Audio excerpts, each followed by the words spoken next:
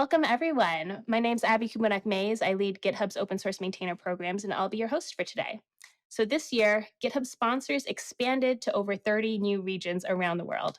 So today, we're going to chat with open source maintainers from these regions and hear about how they're building careers in open source and just jumping in. So joining me today from Brazil, first we have Carlos Becker. Carlos is a software engineer at Charm and maintains Go Releaser, helping people release software fast. Hello. From Egypt, we have Youssef Victor. Youssef is a software engineering student, .NET contributor, and Microsoft MVP in developer technologies. Welcome, Youssef. Hi everyone. And finally, joining us from India, we have Kovid Goyal. Kovid is an old open source fogey, his words, not mine, who has worked on many projects over many years, principally Caliber for book lovers and Kitty for terminal heads. Thank you, Kovid. Hi, Abby. Thanks for having me here. Just to kick us off, maybe I'll start with you, Kovid, as the self-proclaimed open source fogey. How did you get into open source? Let me attach my tape drive. Try to remember way back 25 years ago. So I was a grad student. I've been using Linux-based operating systems for a very long time, since I was a kid. And so I used to use the K desktop environment at the time, KDE, and it had something called Super Caramba, which was a way to put little cool widgets on your screen. So you could write your own widgets using Python, which was like a nice, easy to learn programming language, something I could handle. So I learned it, and I made a widget to display the email that I would get in different folders. Of course, back then I didn't get a lot of emails, which was fairly useless, but it was fun, and I published it, and a few dozen people downloaded it, and that gave me some confidence. And so later on, when I went on to do more projects, I continued using Python. I still use it to this day. Caliber is written in Python. Kitty is partly written in Python. So that was my start, making a cool little widget for my desktop, which other people seem to like. That's awesome. So it seems like your open source journey has mostly been about building tools that you find useful, and then Yes, very much so. magically everyone finds it useful. I'm always amazed at that. That's great. And Youssef, with you, I know Kovid mentioned he was in grad school when he got started. You're still a student. So I'm always excited to hear about students who are doing open source, because I did not do open source when I was a student. Can you tell me a bit about your journey? Yes, I started around 3 years ago. It was at the beginning about .NET documentation, like fixing typos, making small enhancements and things like that. And at the time, actually, I wasn't proficient at using Git. But later I improved, and I started contributing into Roslyn. And later in 2021, I was nominated for MVP award in recognition of my open source contributions. Congratulations. Yeah, so it seems like your journey has been doing things that people find helpful, other people find helpful, documentation, Yes. winning these awards. Thanks, Youssef.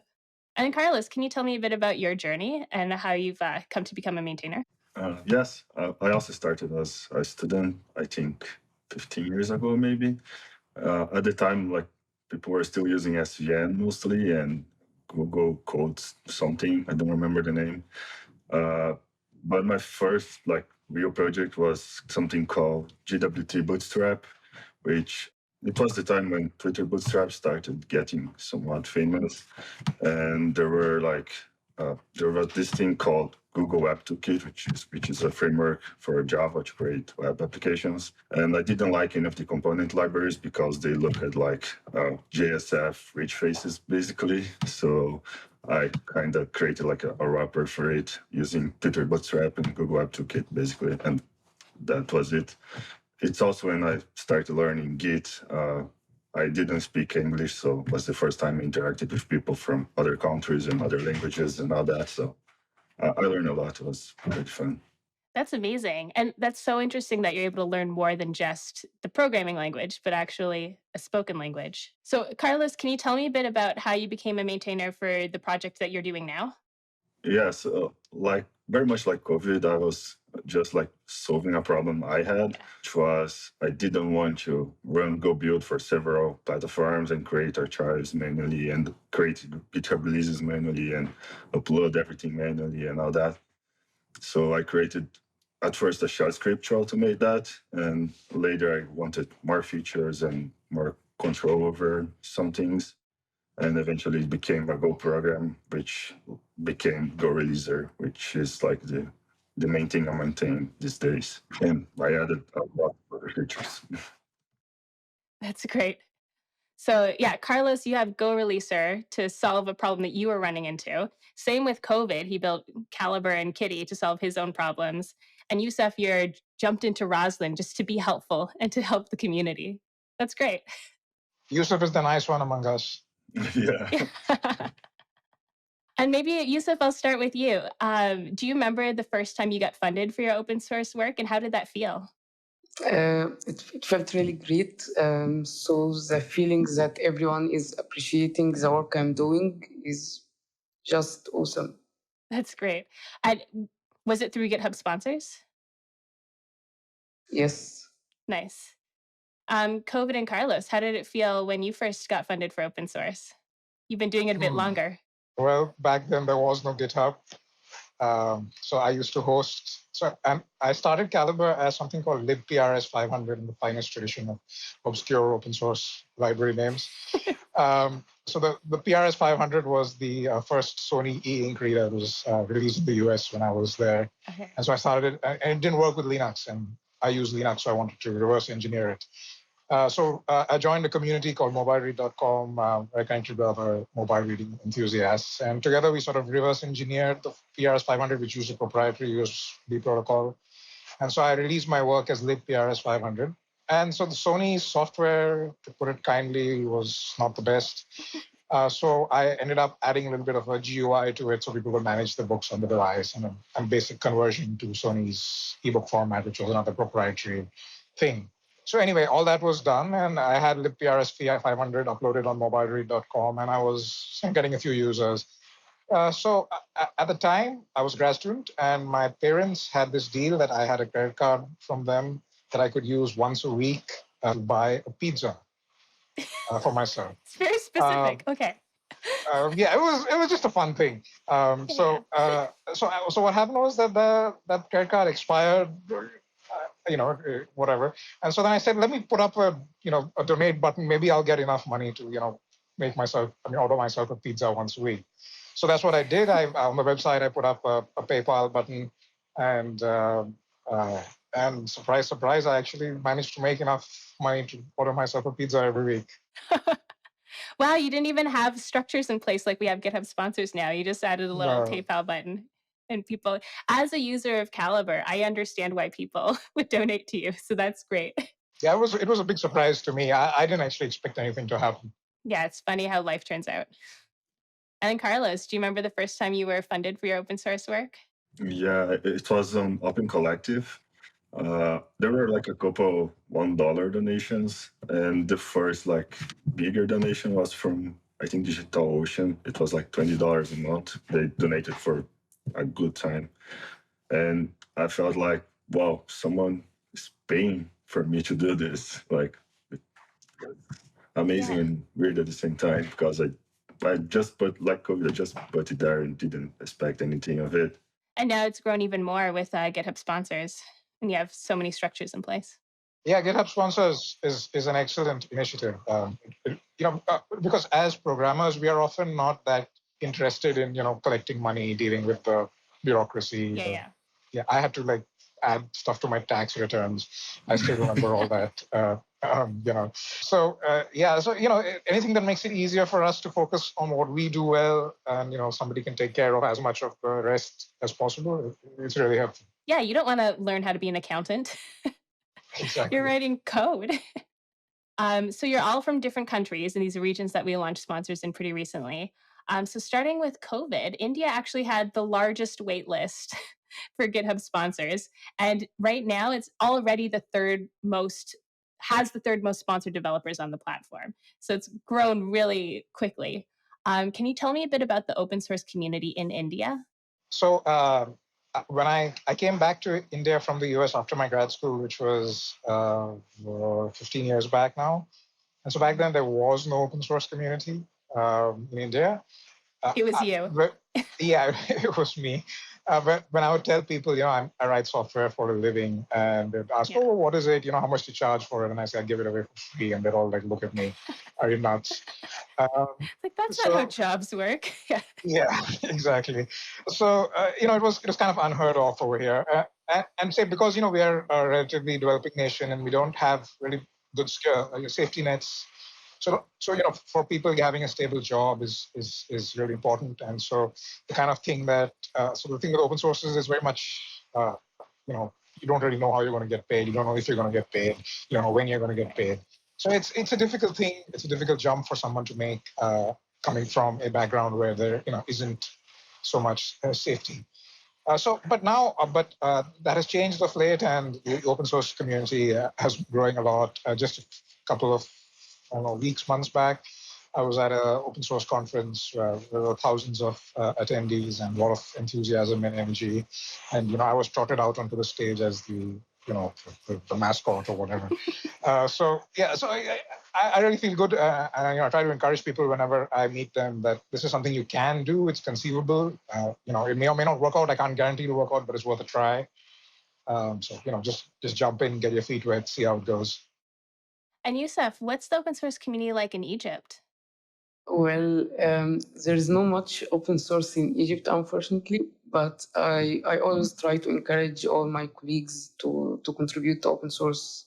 That's nice. Yeah. And you can start that community. And it's great that you're able to join these international communities with the internet now. Yeah, none of this would have been possible without the internet. It's very much an enabler of what we do. And Carlos, can you tell me a bit about the open source community in Brazil? I know it's thriving, and I believe you had the second largest waitlist for sponsors. Yeah, there's a lot of open source here. Brazil is really big, so like in area, so there's not a lot. I think not at least where I live. Like I live in a pretty rural area, so here we don't have meetups or anything. I used to live in a bigger city. I actually organized some meetups there, but I think São Paulo, Florianopolis, and other cities have like more active scenes on that sense. But still, we have a lot of great developers, a lot of great software like Lua, HTOP, and several others are from Brazil. One of Caliber's earliest contributors was from Brazil. Cool. So Caliber has this system where you can download news. And so for each news website, you sort of have a recipe, which is like a little Python script that tells Caliber how to convert the website into an ebook format. So one of the earliest developers, Darko Miletic, he was from Brazil, and he used to contribute a lot of recipes to Caliber. And this was way back many, many years ago. So Cool. That's awesome. That's awesome how the countries are overlapping and contributing to each other's work. Youssef, I'd love to hear about the impact that funding has had on your life.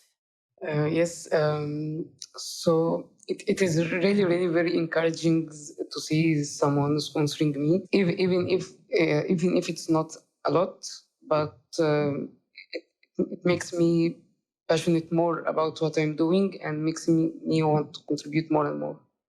That's great. And I think especially for you, since you're contributing to like other people's projects and being so helpful, it's nice to see that Yes. thanks come back.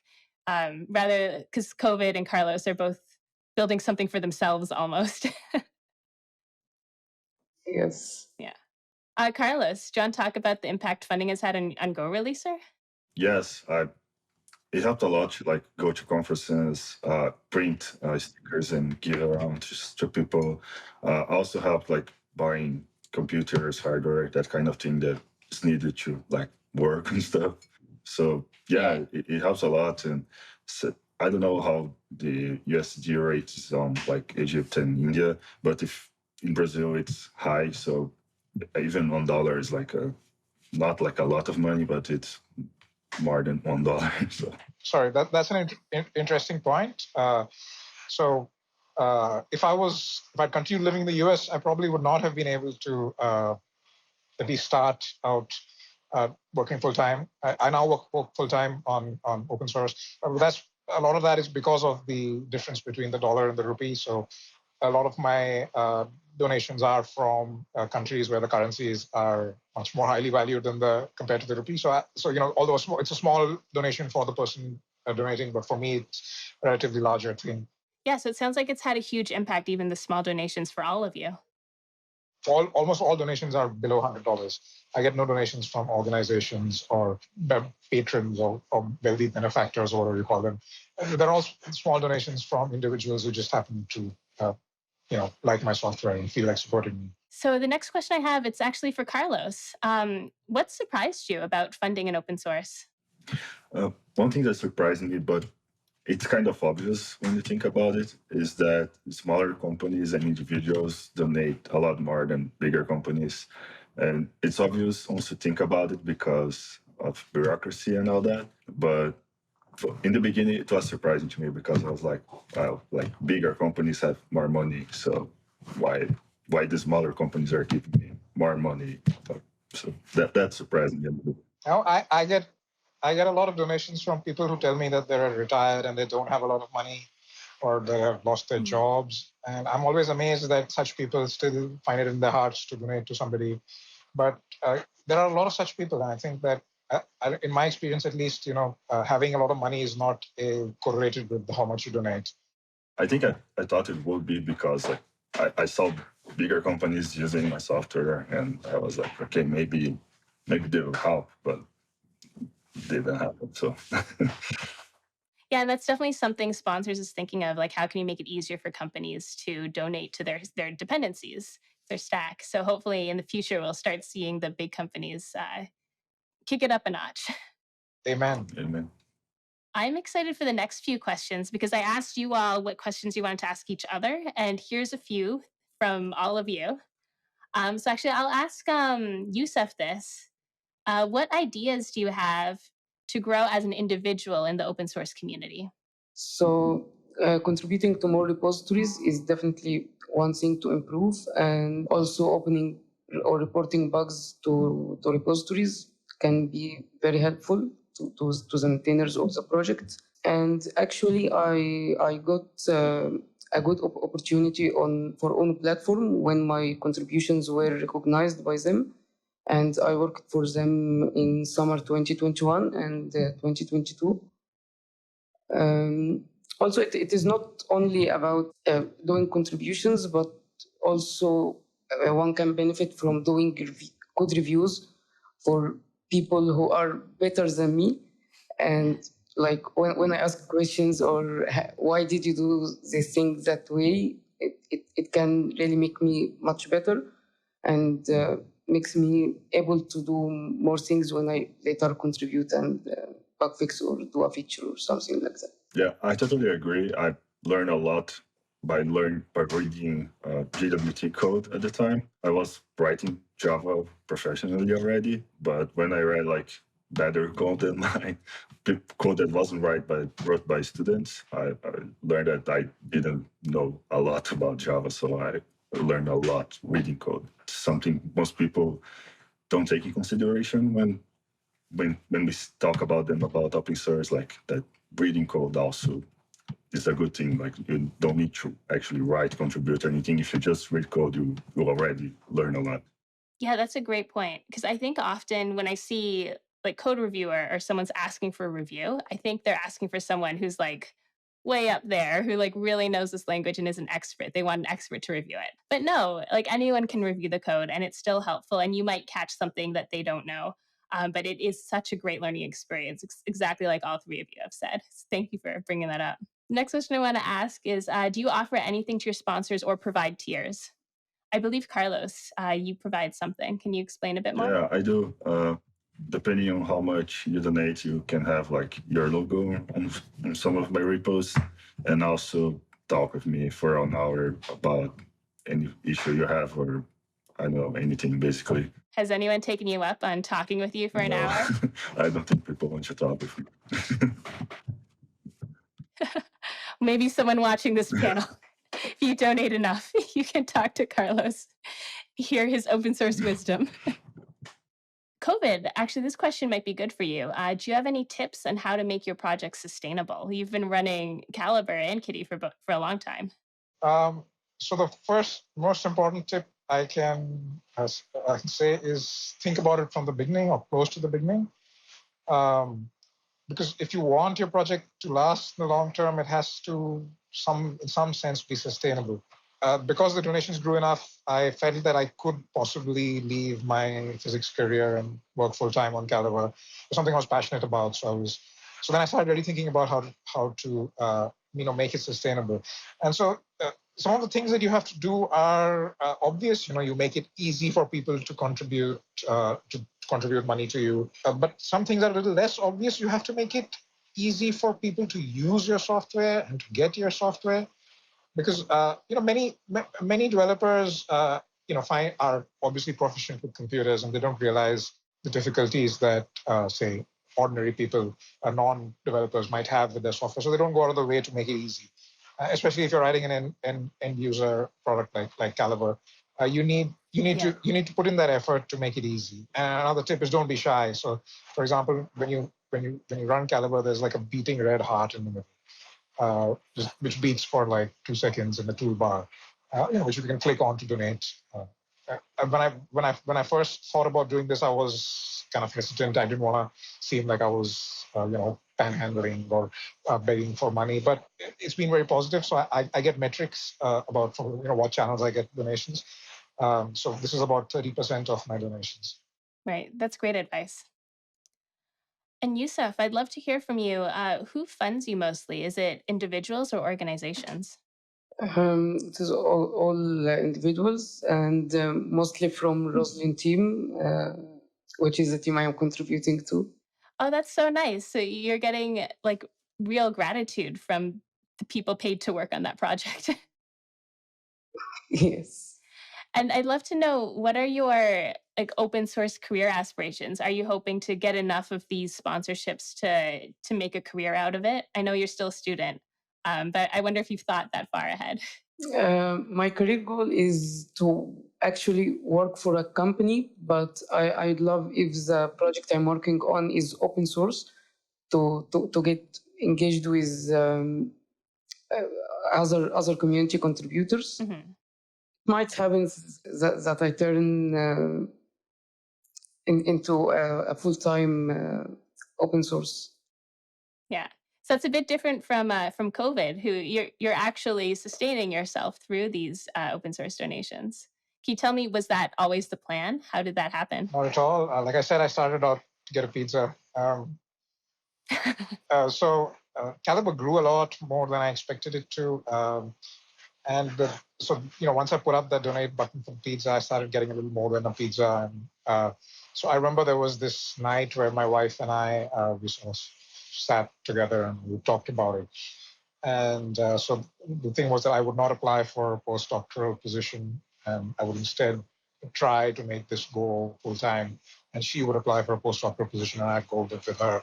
And we'd see how it went. And that's kind of what we did, and it went well. So uh, you know, it's been going well ever since. But that worked out really well, because I know in academia, especially if you're both in academia and you're both applying for postdocs, you can't really guarantee that you'll end up in the same city. Yeah, no, it was from the perspective of my family life. Open source has been a big blessing. Mhm. And what about you, Carlos? Have you found open source to be like more flexible? Yeah, I think currently I work at Charm, and we already do a lot of open source there, so that I'm kind of half there at least. But I would like to eventually work like only on open source, and maybe like for a Go releaser or other software I eventually create, or I don't know. But yeah, it's not something I tried too hard to go to do, but it's getting there regardless. So Yeah. And with all three of you, just the rate of how quickly you were able to get sponsors in such a short time, it seems like you're on the right track. For me, GitHub sponsors in particular is mostly for Kitty. So Caliber has well-established, donation channels already. So mostly people who become my sponsors are for my Kitty work, and that's great because that allows me to goof off from my day job, which is Caliber, and spend more time on Kitty and not feel too bad that I'm, Right. not putting bread on my family's table, so to speak. Yeah, and I'd love to hear about the other maintainers on your projects. So, Youssef, I know you've mentioned that there's a team working on Roslyn, and you're also contributing. How many maintainers are there? I don't know the number exactly, but probably or definitely more than 10, but I don't know the exact number. That's fine. But it is interesting to see how you've been able to get sponsorship on a project that already has quite a few maintainers. So you shouldn't shy away from contributing to a big project if you're looking for appreciation and looking for some sponsorship. Pizza. Pizza. If you're looking for some pizza, maybe, yeah, that's a good way to phrase it. And Carlos, what about with Go Releaser? How many maintainers are there? There are, I think, a dozen or so that contribute more or less frequently. But still, like, I do most of the work. But they help a lot. Yeah. A lot of people also like just come and work on a feature they need or something, and just like do that one contribution, and that's also totally fine. That's good. It sounds like a healthy mix of outside contributors plus your consistency. Yeah, I think so. I think they call. Yeah. They say that. Your buzz factor is still one, right? Yeah, it is. He said there's a dozen of them, but Yeah, yeah, but I think it's tricky. Yeah. I'm kind of the benevolent. How they say benevolent. The benevolent dictator for life. Yeah, that's the word I was looking for. Yeah, a lot of projects start that way, and then they'll eventually get more mature governance. So it seems like with your growing community and your growing sponsorship, you'll be on your way soon. Yeah, it already improved a lot. It was a lot more dependent on me. That's good. And then Kovid, how many maintainers are there for Calibre and Kitty? There's one janitor, that's me. I do all the dirty work. Okay, And yes. there are lots of regular contributors who work on stuff that they like and they want. And a lot of people have told me that they find it fun to work on Calibre or Kitty, so they just do it for fun. Calibre's ebooks are useful for older people, so Calibre actually has a lot of retired developers. It was very sad. Oh, interesting. One of our Yeah. longtime contributors, David Forrester, just passed away a few weeks back. Mhm. But yeah, there are a lot of older contributors, and I'm very, very, very afraid of what will happen as time passes, and I will become responsible for all of their great code. But yeah, this was over the years I've worked with hundreds of people. Literally, some of them have become friends. Some of them are longtime contributors. I've met a few of them in real life as well. All right, so we have one last question. I'd love to hear from each of you just to close us all off. But let's start with Youssef. What advice do you have for others who are looking to get sponsored for their open source work? I'd say just do what you love, and when you do something you love, you will do it great, and you will end up with sponsors. And actually, as there is something I remembered. It is not actually something that is sponsoring me, but it was something I fixed on Rosen's side, and I got a message from a graduate of my university, and she was thanking me for fixing the bugs that was impacting her in her work, and it was really great. That's so nice to hear recognition like that, just to hear how your work has helped people. Thanks, Youssef. Kovid, do you have any advice for those looking to get sponsored for the open source work? Think about it actively. Don't just sit back and expect it to happen automatically. Think about it. See what you can do to increase the probability a bit. It's very much a probability game. So like Calibre has X million users, and it's like 1% or less than 1% of them will donate. So making it sustainable is all about increasing that probability as much as you can. Figure out ways to maximize your donation income, not in obnoxious ways, obviously, but in ways that just remind people gently that there's a human being behind whatever software they're using. I think that's also why we wanted to do this panel. We wanted to highlight and really celebrate the people behind this open source that we all use. I think maintainers bear so much of this work, but they're often not recognized. So it's so exciting to see you getting sponsorships and being able to feature you here at GitHub Universe. So, Carlos, to close this off, what advice do you have for others looking to get sponsored for their open source work? I think what Youssef and Kovid said is that like do something you love, and like do the gently reminder that there's a person behind it, because it is a game of probability, like marketing, connections, luck, everything plays a role there. You'll probably create a lot of projects that you'll get nowhere, and that's fine. You'll probably learn something from them. I know I did a lot of projects that went nowhere before some that went somewhere, and I did others after that that also went nowhere. So it's not like a recipe that when you get one right, you'll get all the others right. So don't worry too much about it. I'll say just do something you like, and hopefully that like fixes some problem you have, and maybe for other people too, and they will come. Nice. Yeah, thanks, Carlos. So just to summarize, Youssef said, do what you love. Kovid said, think about it strategically from the beginning. And Carlos says, be lucky. Yeah, luck plays a role in everything in life. Yeah. I don't know. Oh, no, I definitely agree. Luck plays a big part in this. You might like just create the greatest software ever, publish everywhere, and just at that time, like someone famous is like scrolling Twitter and sees and likes and retweet, and you get one result. And if you do like 5 minutes later, that person doesn't see it and nothing happens. So luck and marketing, it sounds like. A little bit of both, yes. A little bit, yeah. Well, thank you all so much for joining us today. This was an amazing discussion about sponsors. I learned so much from each of you and just how the open source community is really growing in your parts of the world. So I hope that we'll continue to grow, and I hope we'll see you back at GitHub Universe soon. Thanks for having us. It was fun talking to all of you. And keep open sourcing. Thanks for having me. Yeah, thank you, everyone. It was awesome being here. Yay.